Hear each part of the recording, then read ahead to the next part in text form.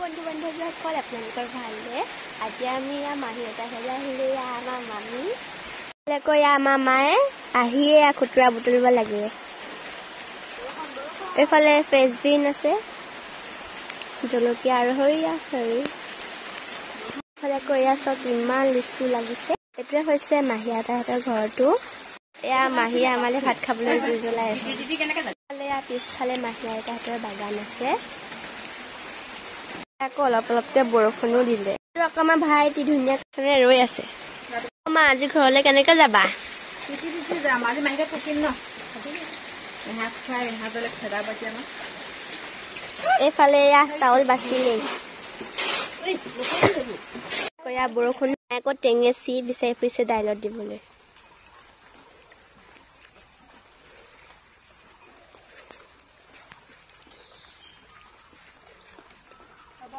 জলকীয়া